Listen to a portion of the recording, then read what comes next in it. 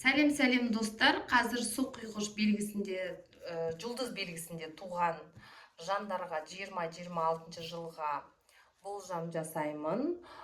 Болжам былайша болады. Біріншіден бұл жалпы жылдың энергиясы, екіншісі бұл денсаулық, финансы және де қарым-қатынас. Раскладтың соңында карта сіздерге қандай кеңес береді жалпылай. Бұл видеоның ең соңында болады. Жақсы? Ал енді кеттік. Су құйғыш жұлдыз белгісінде туған жандарға 2026 жылға расклад. Кәне көрейік. Жалпы жыл энергиясы қандай болады екен?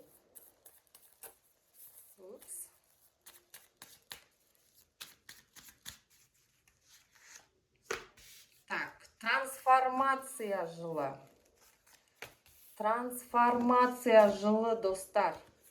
Бұрыннан бері іске асырылмаған дүниелеріңіз болса, өзгеріс талап етіп жүрсеңіздер болады ғой. Бір іш дүниеде бір ақыл тоқтату, бірдемен түсіну, осы өмірдің мәнін осы жасқа ғана келіп түсіндім деген сияқты жыл болады ғой сіздерге.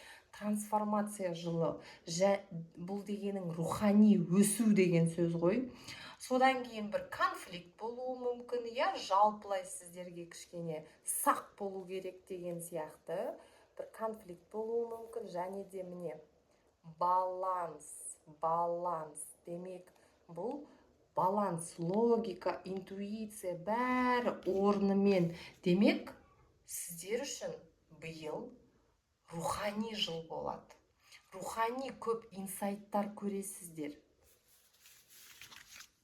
Кеттік. Енді сфера бойынша ашайық. Су құйғыштар. Водолей дейді орысша. Өте сондай, мен білетін водолейлер болса, айтқаннан қайтпайтын жандар. Өте адал жандар. Денсаулық жағынан жыл қандай болады екен?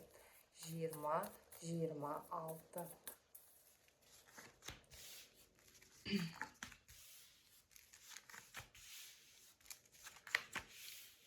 Так. Кеттік. Су құйғыштар, денсаулық жағынан январь, февраль, март, апрель 4 ай денсаулығыңызды контрольда ұстайсыз. Демек, бірдеме мазалауы мүмкін. Контрольда ұстап өзіңіз қарап отырасыз. Қаражат жұмсауыңыз мүмкін. Қаражат жұмсайсыз. Жұмысыңызды, денсаулық какта жұмыспен тығыз байланыста. Ақша табам деп денсаулығыңызға немқұрайлы қарамаңыз. Ақша табам деп денсаулығыңызға немқұрайлы қарап кетсеңіз, содан кейін денсаулығыңызға көп қаражат жұмсайсыз. Содан кейін бұрыннан бері мазалайтын бір денсаулығыңызда ахуалдар болатын болса, осы жыл соны міндетті түрде алдын алу керексіз.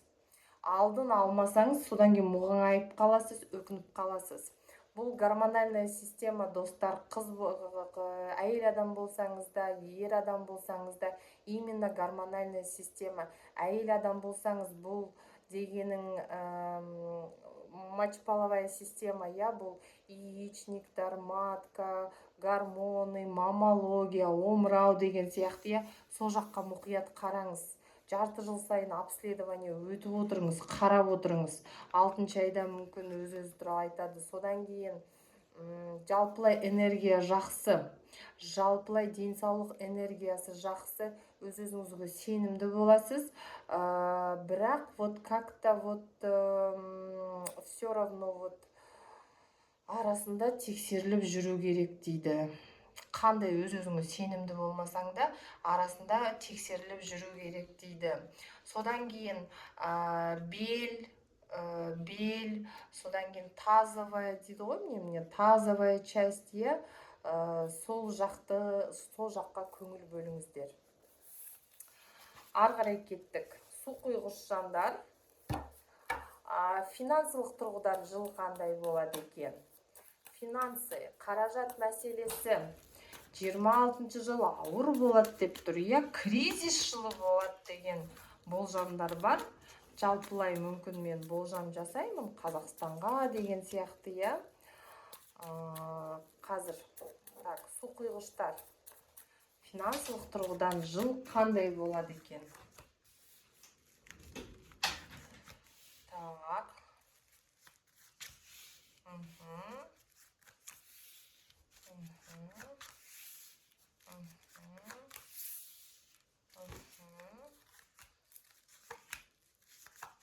Ай, жақсы.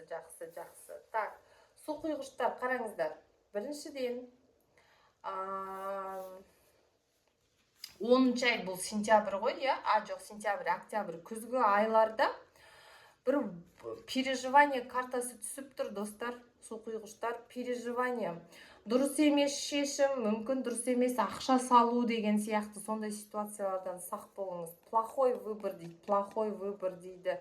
Мүмкін сіз бір жерге ақша салып, көбірек қып, алып шығам деген дүниелерден аулақ болыңыз. Күзгі айларында ондай ештеңке жасамаңыз.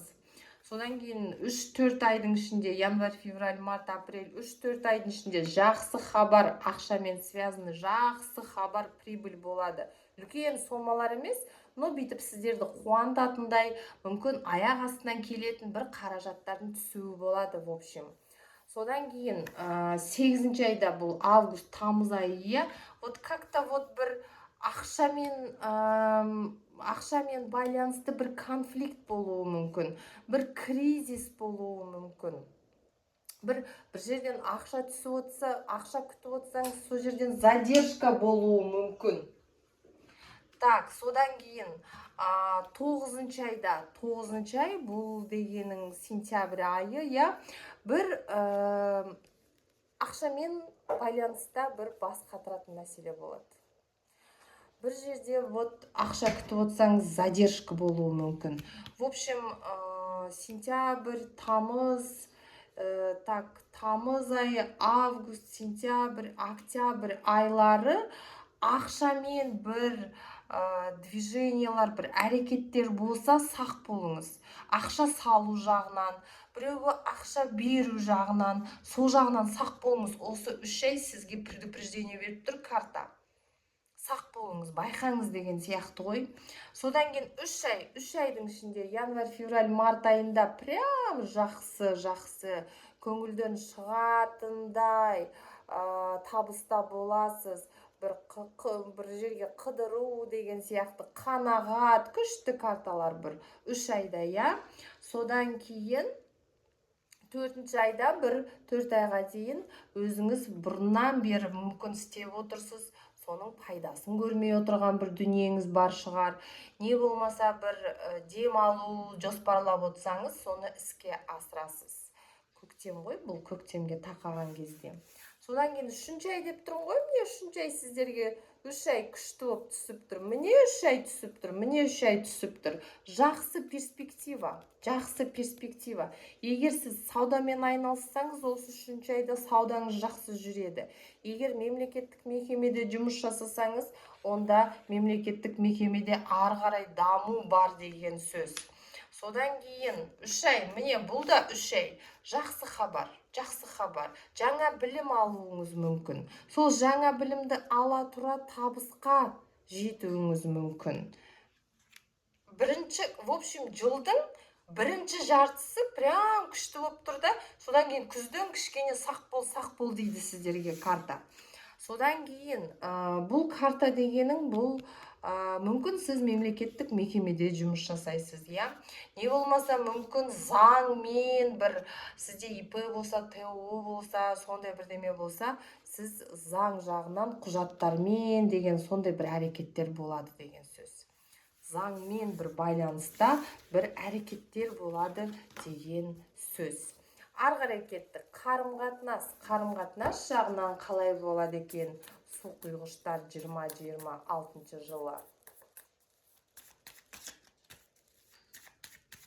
Кеттік. 2026 жыл. Су құйғыштар. Ай, махаббат.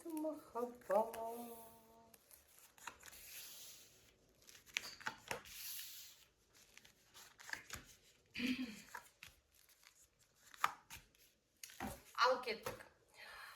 Так, екі айдың ішінде бұл январь, февраль, қаңтар, ақпан айлары махаббат картасы мен содан кейін сомнение, выбор, таңдау жасау карталары түсіп тұр. Демек, январь, февраль айлары сізде былай болады. Мысал үшін, сіздер отбасы болсаңыздар, онда міне махаббат, қарым-қатынастарыңыз жақсарады деген сөз. Сіз пара болсаңыз, отбасы болсаңыз, егер бойдақ болсаңыз, осы 2 айдың ішінде махаббатыңызды жолықтыруыңыз әбден мүмкін дейді. Бірақ сомнение ұстайсыз.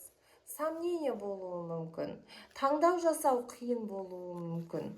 Осы бірінші жылдың 2 айында. Содан кейін ары кеттік. 3 айдың ішінде, январь, февраль, март айларының ішінде міне көңіл көтеру.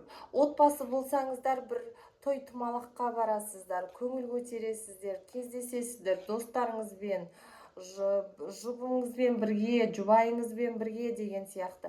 Не болмаса бір кафеде, ресторанда танысу болуы мүмкін, міне танысу болуы мүмкін.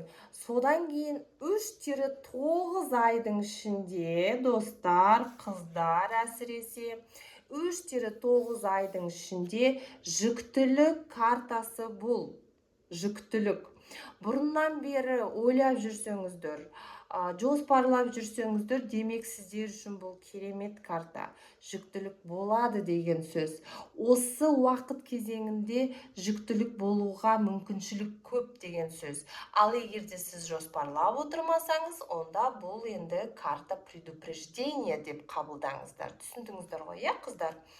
Содан кейін ары қарай кеттік. Так, бұл дегенің енді бір 5-ші айда, бұл май айы, 5-ші айда бір конкуренция, немесе бір қарама-қайшылық, бір борьба дейміз ғой, күрес дегенің ғой.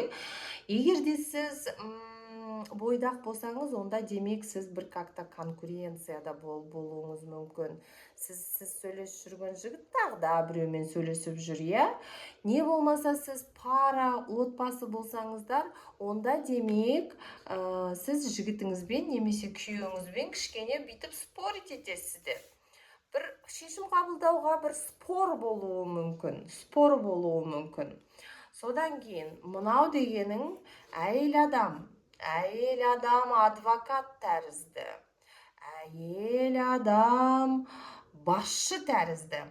Демек, отбасыда мысал үшін, не болмаса қарым-қатынаста сіздің рөліңіз басым болса, онда демек сізге сол жауапкершілікті өзіңізге алып, алдыға ұмтылу, алдыға даму деген сіздің қолыңызда деген сөз ғой. От вас зависит десе болады, орысша айтса. Так, содан кейін ары қарай кеттік. Әйел адамдар, отбасы құрайын деп жүрген кісілер, су құйғыштар. Биыл сіздер үшін керемет жыл. Міне, бұл әйел адамның берекелік картасы. Демек, биыл отау құруларыңыз әбден мүмкін.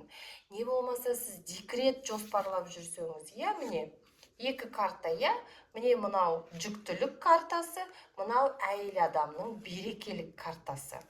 Биылғы жыл су құйғыштар үшін, биылғы деймін ғой, 2026 жыл бала көтеріп декретке шығу үшін өте сол жақсы жыл десе болады. Прогноздарыңыз жақсы. Содан кейін движение, әрекет картасы. Демек, орында отыру, тоқтап қалу, ондай жоқ биыл. Міне, ер азамат әрекет етеді, сіз өзіңіз әрекет етесіз. Қарым-қатынастарыңыз движение, әрекет, движение да болады деген сөз. Орында тоқтап қалу, застой жоқ. Тек қане әрекет, тек қане алға ұмтылу. Ал енді кеттік, қыздар. Жалпылай мен уәде бергендей сіздерге, қазір сіздерге жалпылай карта совет, қандай кеңес береді екен карта, соны шығарамын. Так. Карта қандай кеңес береді екен жалпы жыл көлемінде.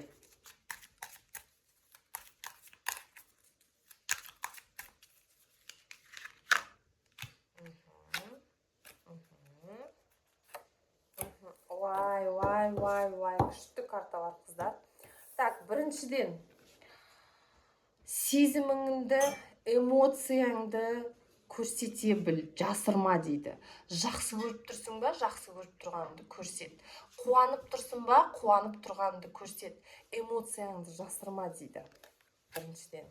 Екіншіден, интуицияңды тыңда дейді. Бір кез келген қиын жағдайға тап болсаңыз, өзіңіздегі ішкі дүниеңіздегі интуиция даусыңызды тыңдаңыз. Бұл жерде үнемі сұрақтарға дұрыс жауаптар бар. Өз-өзіңді тыңда. Ақылдың бәрі өзіңнің ішінде дейді. Содан кейін бұл деген десятка пентаклей суретінде көріп тұрған шығарсыздар. Кереметтей карта. Берекелі жыл болады дейді. Сенің байлығың да, сенің энергияң да, бұл сенің отбасың дейді. Отбасың, мысал үшін сізде әлі өзіңіз отау құрмасаңыз, отбасыңыз жоқ болса, онда сіздің әке-шешеңіздің отбасы. Біз күш қуат алатын жер осы. Ресурс, энергия, байлық бәрі бұл отбасы дейді. Міне. Ал су құйғыш жандар, сәттілік сіздерге. Келесі кездескенше. Ұнап отырса, лайк басыңыздар, подписаться басыңыздар. Сау болыңыздар.